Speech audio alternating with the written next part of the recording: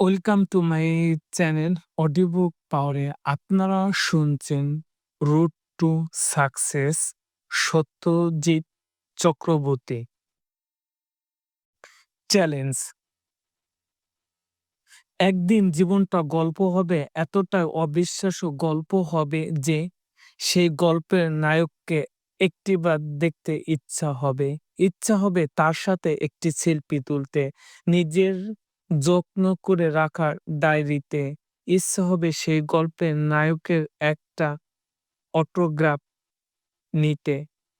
কে সে গল্প নায়ক? দিনরাত পরিশ্রম করে, যে পড়াশোনা করে, মাঝরাতে ঘুম ভেঙে যে স্বপ্ন দেখে নিজে, কিন্তু বারবার সে ব্যর্থ হয়।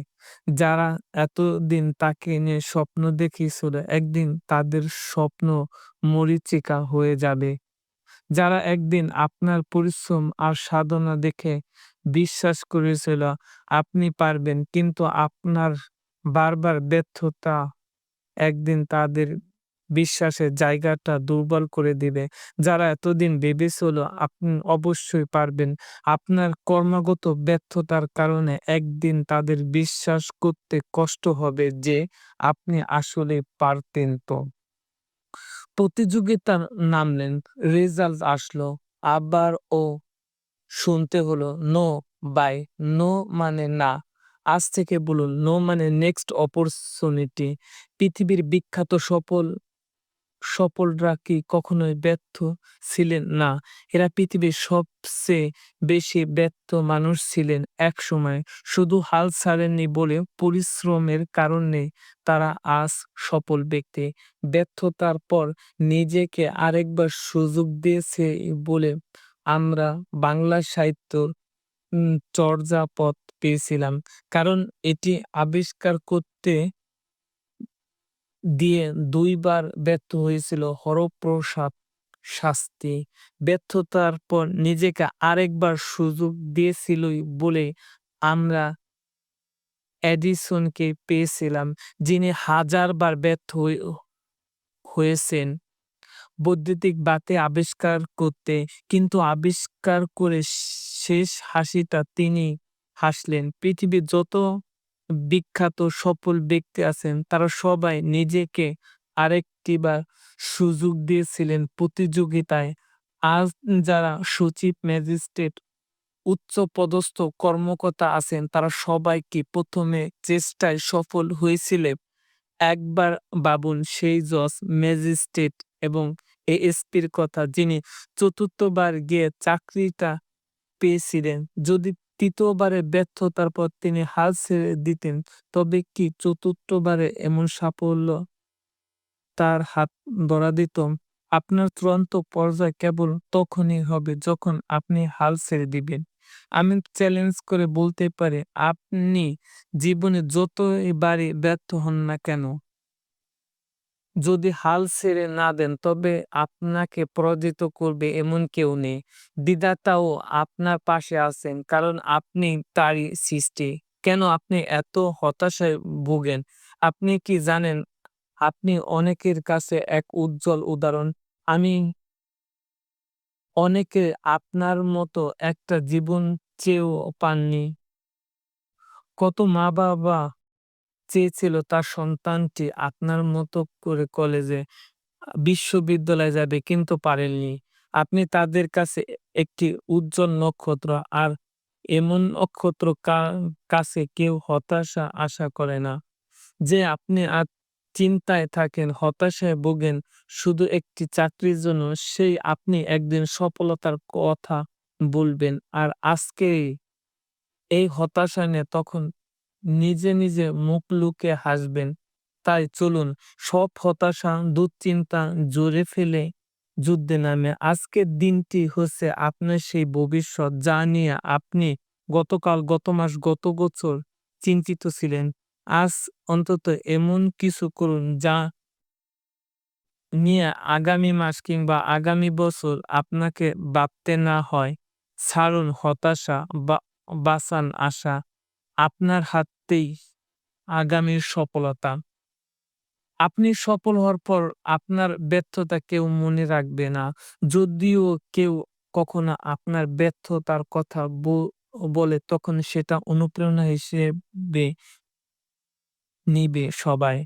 চলুন আবার শুরু করা যাক একটি যুদ্ধ। বিজয়ের মঞ্চ প্রস্তুত। আগামীর মঞ্চ আমি হব মুকুটধারী বিজয়ী। এই মন্ত্রের শপথ নেই। আর কত অন্যের সফলতা শুনে মুগ্ধ হব।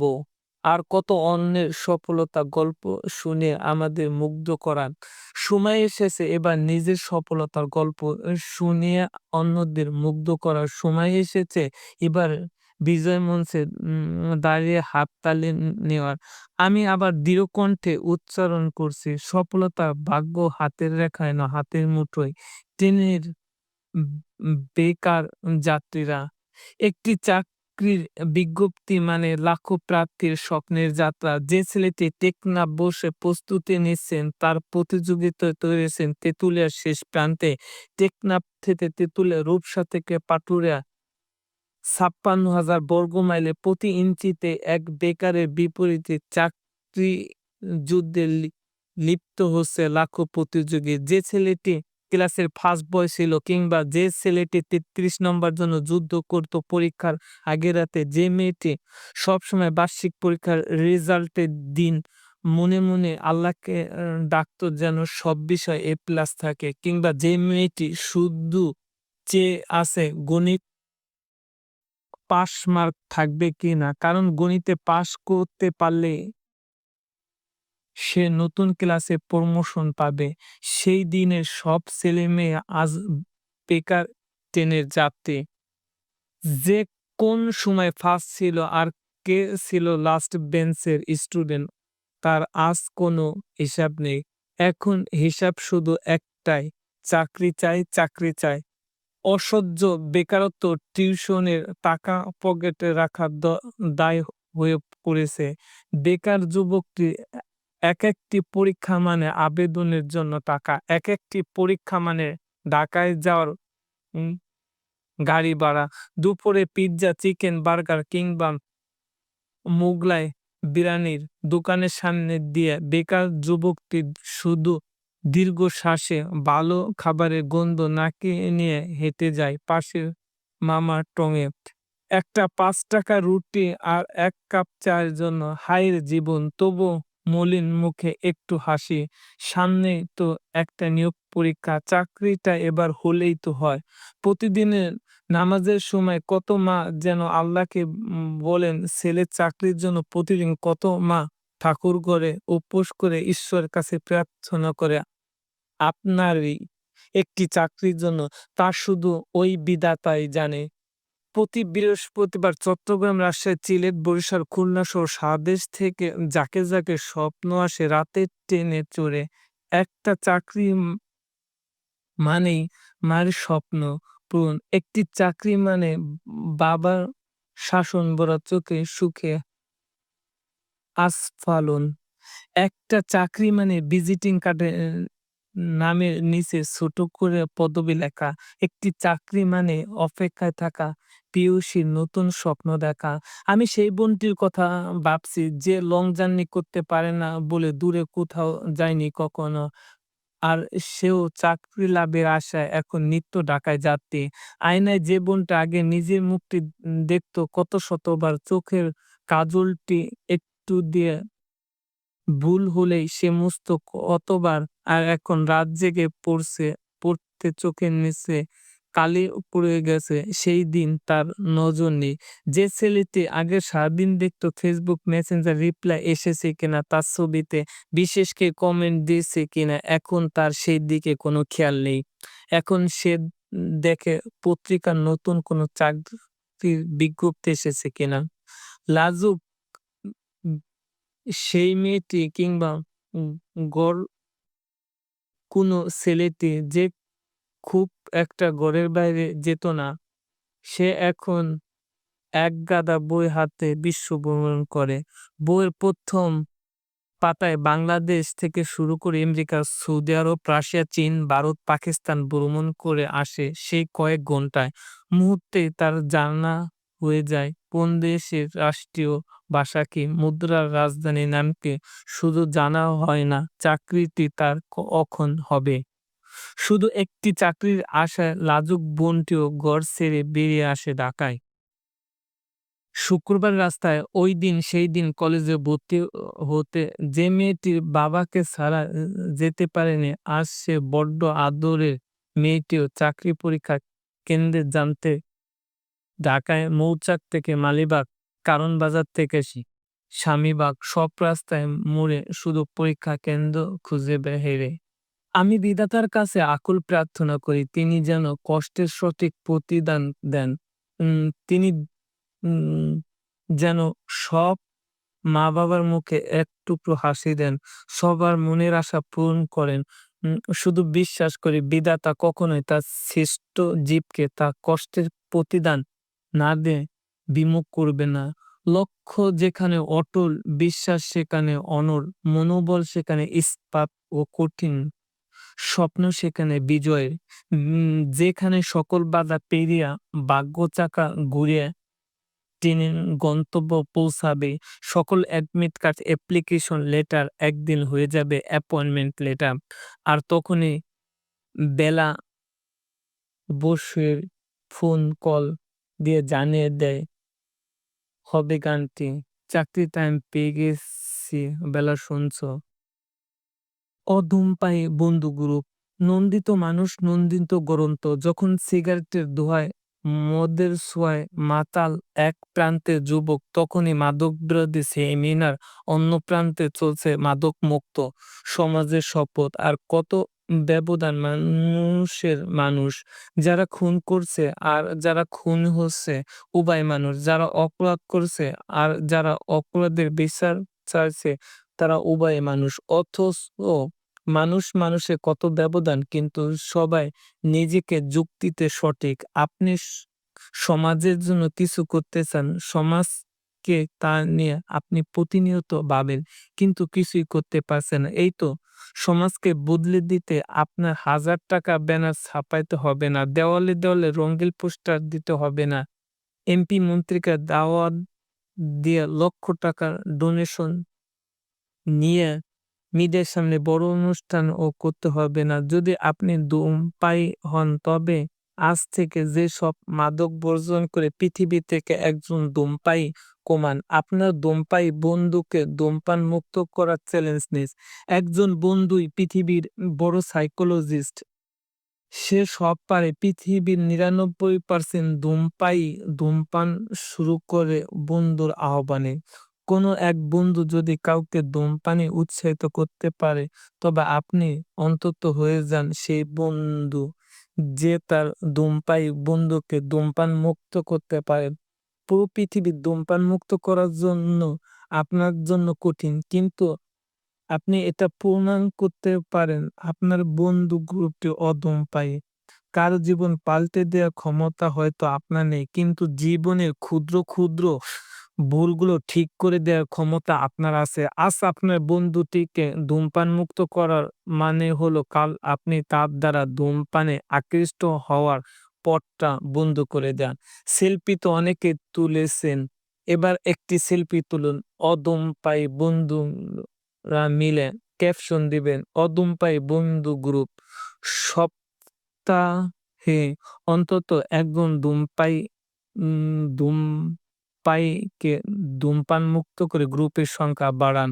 1000 মাইলের যাত্রা পথ নাকি একটা মাত্র পদক্ষেপ দিয়ে শুরু হয়। তবে ধূমপান মুক্ত বন্ধু গ্রুপ নির্মাণ করেই হোক আমাদের এই যাত্রা। চ্যালেঞ্জ হোক ধূমপায়ী বন্ধুকে ধূমপান মুক্ত করার। আমি নিলাম সেই শপথ। আপনি আছেন তো?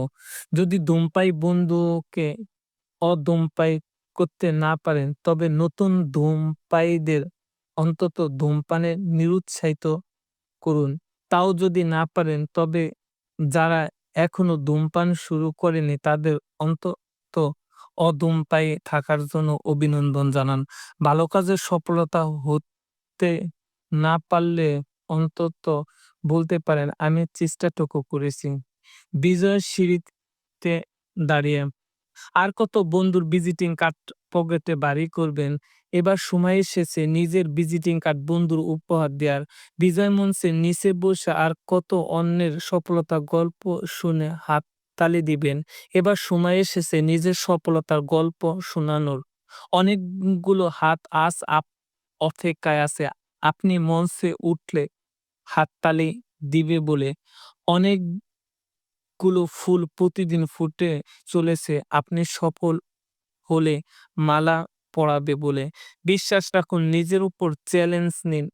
শপথে শপথে আর মুষ্টিবদ্ধ হাতে চিৎকার দিয়ে জানান দিন, "ইয়েস আমিও পারবো।"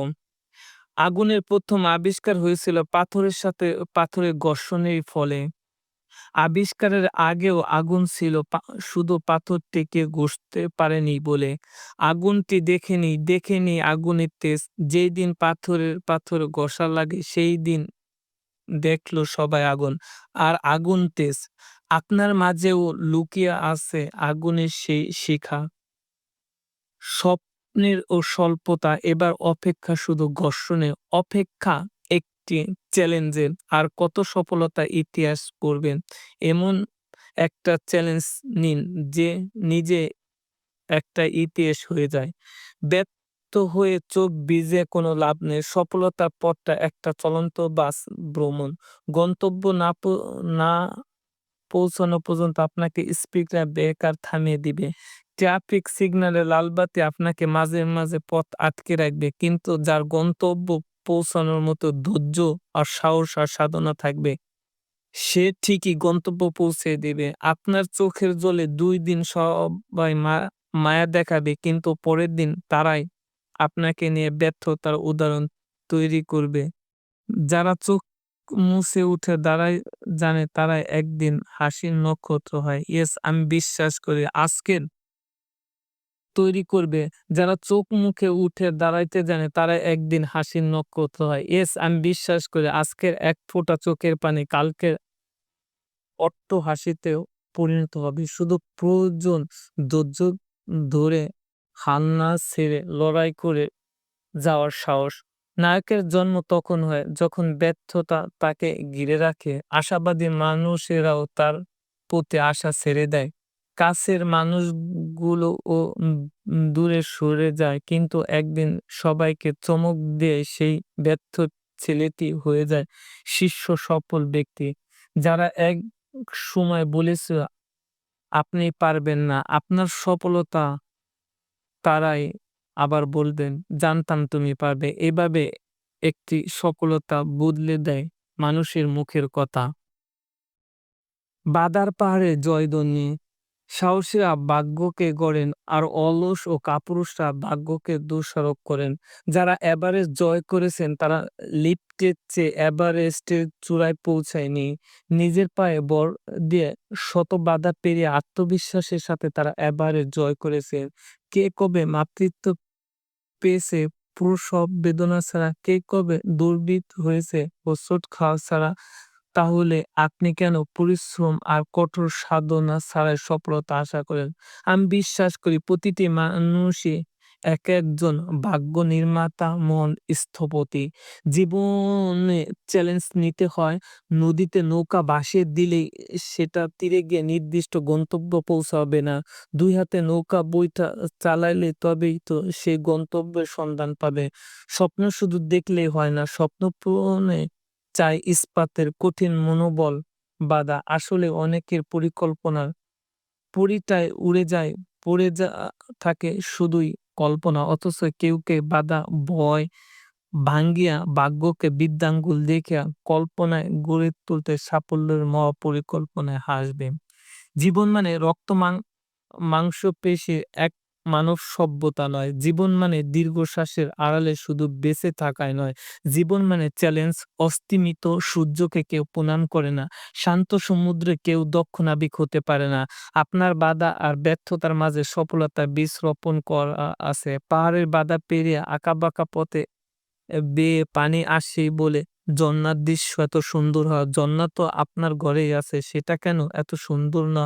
কারণ সহজ পথে বাধা না পেরিয়ে আসেই বলে। জীবনের সবচেয়ে বড় পুরস্কার হলো হেরে যাওয়ার পর আগামী প্রতিযোগিতায় নিজেকে আরেকবার সুযোগ দেওয়া। কেউ কখনো পরাজিত হয় না। এই পৃথিবীতে কেউ কখনো পরাজিত হয়নি। প্রতিযোগিতায় হয় আপনি জিতবেন, না হয় শিখবেন। একবার পরাজিত হয়ে মানে আগামী ব্যর্থতা না হয় কয়েকটি কৌশল শেখা। আগেই বলেছিলাম যে আপনি জন্মের পর কথা বলতে পারতেন না, সেই আপনি আজ শ্রেষ্ঠ বক্তা। যেই আপনি একসময় সামান্য দাঁড়াইতে গেলে ব্যর্থ হতেন, সে আপনি আজ শ্রেষ্ঠ দৌড়বিদ। যেই আপনি সাইকেল চালাইতে গিয়ে শতবার আছাড় খেয়ে রক্তাক্ত হয়েছেন, সে আপনি আজ পাইলট। হে মানুষ, তুমি শ্রেষ্ঠত্বর প্রমাণ দিয়েছ বারবার। তোমার অসাধ্য কিছু নেই। যে শিশুটা ছোটবেলায় বাবাকে ছাড়া ঘরের চৌকাঠ পেরোতে পারত না, একসময় সেই ছেলেটি বিমানে পাইলট হয়ে হাজার হাজার মানুষকে সীমান্ত পাড়ি দিয়ে নিয়ে যায় বিভিন্ন দেশে। আমি সাফল্য দেখি হাতের রেখায় নয়, জ্যোতিষীর গণনায়। আমি সাফল্য দেখে মানুষের অসীম ক্ষমতায়। যিনি পৃথিবীর প্রতিটি ধূলিকণা থেকে সমগ্র পৃথিবী সৃষ্টি করেছেন, সেই সৃষ্টিকর্তা আপনাকেও সৃষ্টি করেছেন। আপনাকে দিয়েছেন সৃষ্টির শ্রেষ্ঠ জীব মর্যাদা। এবার সময় শুধু সেই মর্যাদা রক্ষায়, শ্রেষ্ঠত্ব প্রমাণে। মনে রাখবেন, দুর্ঘটনা বলতে কিছুই নেই। সবই শুধু ঘটনা। যারা ঘটনার নেতিবাচক শিকার হন, তাদের কাছে সেটি হয় দুর্ঘটনা। আবার কেউ দুর্ঘটনাকে সঠিক ব্যবহারের মধ্য গড়ে তোলেন একটা সফল ঘটনা হিসেবে। ১ কেজি দুধের মধ্যে কয়েক ফোঁটা টক পড়লে আপনি নষ্ট হলো বলে ডাস্টবিনে ফেলে দিতে পারেন। কিন্তু আবার সেই টকযুক্ত দুধকে আরো একদিন সংরক্ষণকে সুস্বাদু দই বানাইতে পারি। সিদ্ধান্ত আপনার। ঘটনা দ্বারা আপনি নিয়ন্ত্রিত হবেন নাকি ঘটনাকে আপনি নিয়ন্ত্রণ করবেন? যেখানে স্বয়ং বিধাতা বলেছেন আপনি শ্রেষ্ঠ, যেখানে আপনার ভয় কিসের? তবে মনে রাখবেন, God helps those who helps themselves। ব্যর্থতার পর নিজেকে নিজে আরেকবার সুযোগ দিন। প্রশিক্ষণের মাঠে যদি গান না জড়ান, তবে যুদ্ধর ময়দানে আপনাকে রক্ত জড়াইতে হবে। দুর্ভাগ্যের রেখায় সৌভাগ্যর চিহ্ন। সফলতার ১ম সিঁড়ি হলো ব্যর্থতা। ব্যর্থ সবাই হতে পারে না। ব্যর্থ সেই হবে পারে যার সফল হওয়ার মন গুণাবলী আছে। নৌকা ডুবে যাবে এই ভয়, যে নাবিক নদীতে কখনো নৌকায় ভাসায়নি, তার আবার ব্যর্থতা বা সফলতা কিসের? সে তো এক জীবন্ত লাশ। ব্যর্থ সেই হতে পারে যে তীব্র সফলতার আকাঙ্ক্ষা নিয়ে মাঠে নামে, যার চূড়ান্ত পরিণতি নিশ্চিত সাফল্য। আপনি হতাশ হওয়ার জন্য ঘটনার জন্য দায়ী না, তার চেয়ে বেশি দায়ী আপনি ঘটনাকে কিভাবে দেখছেন সেটা। ব্যর্থতা হওয়ার পর আপনি যদি ভাবেন জীবন এখানে শেষ, তবে ইতিহাস সাক্ষ্য দিচ্ছে বৈদ্যুতিক বাতি আবিষ্কারক এডিসন ১০,০০০ বার ব্যর্থ হয়েছে। ব্যর্থ হওয়ার পর আপনি যদি ভাবেন আপনাকে দিয়ে কিছুই হবে না, তবে ইতিহাস সাক্ষ্য দিচ্ছে চর্যাপদ আবিষ্কারক খরপ্রসাদ শাস্ত্রী ২ বার ব্যর্থ হয়েছিলেন। বাংলা সাহিত্যের ১ম নিদর্শন উম চর্যাপদ আবিষ্কার করতে গিয়ে ব্যর্থ হওয়ার পর শুধু এটাই ভাবুন, সকল সফল ব্যক্তির ১ম লক্ষণ আপনার মাঝে প্রকাশিত হলো। তার মানে আপনিও সফল হতে চাচ্ছেন। ইয়েস, আপনিই সফল হবেন। হে বিজয়ীর বীর, আমি সত্যজিৎ বলছি। আপনি ইতিহাসের শ্রেষ্ঠ নির্মাতা। যেখানে মেডিকেল নিয়ে নিত্য মৃত্যুর আত্মচিকিৎসার ওঠে, চৌরাস্তার মোড়ে গাড়ি চাপা পড়ে মরে যায় প্রতীক, যেখানে ব্যর্থ প্রেমিক বিষ পানে আত্মহত্যা করে, সেখানে বেঁচে থাকাটা অনেক সৌভাগ্য। আপনি সেই সৌভাগ্যবান। এবার একটু হাসুন। হাসি পৃথিবীর একমাত্র ভাষা যেটি সবাই বোঝে। নিউজিল্যান্ড থেকে কানাডা, নেপাল থেকে সেনেগাল, সব দেশের লোকই বুঝে হাসি মুখে কখনো রাগা যায় না। হাসি মুখে কাউকে আঘাত দেয়া যায় না। হাসতে, হাসতে আপনি হয়ে যাবেন জনপ্রিয় ব্যক্তি, সফল ব্যক্তি। সফলতা জ্যোতিষীর গণনা করা কোনো ভবিষ্যৎবাণী নয়। সফলতা হলো আপনার অসীম ক্ষমতা ব্যবহারের ফলাফল। মানুষ তাই হয়েছে যা সে হতে চেয়েছে। মানুষ তাই করেনি যা কেউ ভাবেনি আগে। আজ থেকে কয়েকশো বছর আগে মানুষ ভাবেনি মুহূর্তের মধ্যে কেউ কয়েকশো মাইল উড়ে পাড়ি দিবে। পারবে কয়েকটি দেশ, অথচ মানুষ সেটা সম্ভব করেছে। বিমান আবিষ্কার করে, ইয়েস মানুষ করেছে। আর আপনিও মানুষ। আপনি যখন ২ পথ পাড়ি দিয়ে ক্লান্ত হয়ে যান তখন ইতিহাস সাক্ষ্য দিছে কেউ নিজের পায়ে ভর করে এভারেস্ট জয় করে এসেছে। এক সূর্যের সবাই সকাল হয়, এক আকাশের নিচে সবার আশ্রয়। অথচ কেউ শুধু নোবেল পদকগুলো বানিয়ে যায়, কেউ বিশ্ব জয় করে সেই নোবেল পুরস্কার ভূষিতা। আপনি কি নোবেল পদক নির্মাতা শ্রমিক হবেন নাকি নোবেল পদক ভূষিত বিজয়ে বীর হবেন? সেই সিদ্ধান্ত আপনার। যে লোকটি রক্ত ঘাম হয়ে ঝরেছে ইটের গাঁথুনিতে একটি বিল্ডিং তৈরি করতে, সেই বিল্ডিং তৈরি হওয়ার পর তার আর সেখানে প্রবেশ অধিকার থাকে না। অথচ কেউ একজন সেই বিল্ডিং এর মালিক হয়ে দিব্যি সুখে আছে। যে লোকটি ছাপাখানায় প্রতিদিন কত শতবার ছাপায়, সেই লোকটি বই পড়ার কোনো সুযোগ নেই। অথচ কেউ একজন সেই বই পড়ে জজ, ম্যাজিস্ট্রেট, এএসপি কিংবা সচিব হয়ে যায়। জীবনটা চ্যালেঞ্জের। ব্যর্থতা আপনার পথের কাঁটা নয়, বরং আপনার সফলতা। একটি শিক্ষণীয় রাস্তা। শান্ত সমুদ্রে কখনো দক্ষ নাবিক হওয়া যায় না। মনে রাখবেন, winners are made not born. পৃথিবীতে কোনো বিজয়ীর জন্ম হয়নি। জন্মের পরে কেউ বিজয় হয়েছে। পরিশ্রম আর সিদ্ধান্তর কারণে। আমি আবার দৃঢ় কণ্ঠে উচ্চারণ করেছি, সফলতার ভাগ্য হাতের রেখায় নয়, হাতের মুঠোয়। চ্যালেঞ্জ। হ্যালো বিজয় মঞ্চের বিজয়ী। আপনি যখন হতাশাগ্রস্ত ও কর্মগত ব্যর্থ হয়ে সফলতা আশা ছেড়ে দিয়েছেন, তখন আমি আপনাকে বলতে এসেছি, নিশ্চিত আপনি আগামী বিজয়ী। বাংলা সাহিত্যের আদি দিকনির্দেশন চর্যাপদ আবিষ্কার করতে হেরে যায় হরপ্রসাদ শাস্ত্রী ২ বার ব্যর্থ হয়েছিলেন। কে রাখে আজ সে খবর? এডিসনের বৈদ্যুতিক বাতি আবিষ্কার করতে গিয়ে ১০,০০০ বার ব্যর্থ হওয়াটাই আজ সবার অনুপ্রেরণা। মনে রাখেন, winners aren't people who are never fail, but people who never quit. যারা ব্যর্থ হয়ে হাল ছাড়েনি তারাই চূড়ান্ত বিজয় দেখিয়েছে। আজকের ব্যর্থতায় কালকের অনুপ্রেরণা। আপনার দুর্বলতায় আপনার প্রধান শক্তি। পাহাড়ের বাধা পেরিয়ে আঁকাবাঁকা পথ বেয়ে পানি আসেই বলে ঝর্ণার দৃশ্য এত সুন্দর হয়। নেলসন ম্যান্ডেলা বলেছিলেন, ডোন্ট জাজ me by my success, just me by how many times I fell down and got back up again. প্রতিটি ব্যর্থতায় সফলতা একেকটি প্রশিক্ষণ। হরপ্রসাদ শাস্ত্রী যদি ২ বার ব্যর্থ হয়ে হাল ছেড়ে দিতেন তবে তিনি চর্যাপদ আবিষ্কার করতে পারতেন না। এডিসন যদি ব্যর্থ হয়ে হাল ছেড়ে দিতেন তবে আজ তাকে কেউ চিনতই না। সফল মানুষের জীবনে ঘটে যাওয়া ব্যর্থতা অন্যের অনুপ্রেরণা। আপনার ভাগ্যকে হাঁটতে কয়েক ইঞ্চি রেখায় সীমাবদ্ধ করবেন না। শপথ নিন, চ্যালেঞ্জ করে বলুন, I will win, not immediately but definitely. সফলতার ভাগ্য হাতের রেখায় নয়, হাতের মুঠোয়।